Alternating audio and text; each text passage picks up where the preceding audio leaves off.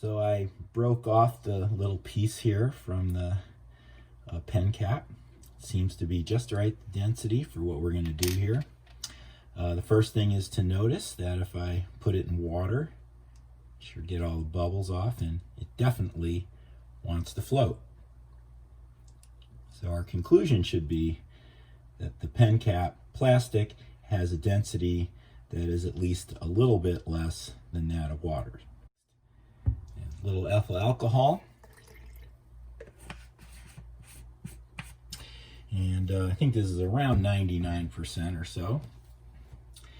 And I'll put this in, and you see it sinks. And that's a pretty good indication that the density of the plastic must be a little higher, at least, than that of the alcohol, which we know is about 0.8, the water being 1. So here's the trick. So we'll start with the pen cap and pure alcohol. Then I'll add water, little by little.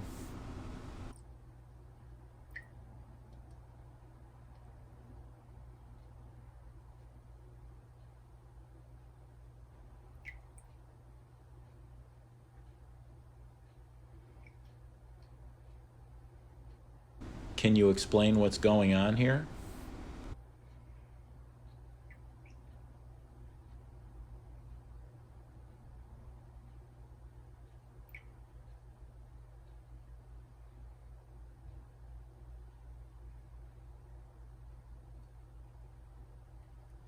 Along the same lines, if I put a piece of wood block in some water and it floats, so we know that means that the wood block has a density less than that of the water, but it matters how much is below the water and how much above. Given that water has a density of 1 gram per milliliter, or 1 gram per cubic centimeter, we can say that the percentage of the block that's below the water would be equal to the density of the block in grams per cubic centimeter. Can you see why that would be? In this case, I'm going to say about 60% below, so that would give it a density of about 0.6 grams per cubic centimeter. And there's always this, the pumice stone.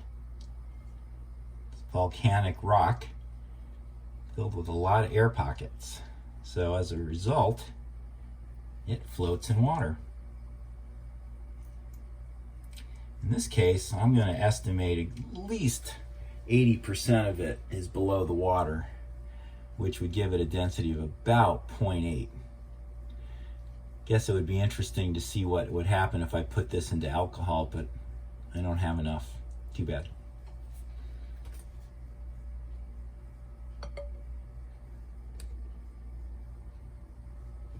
So what would you estimate would be the density of the pen cap?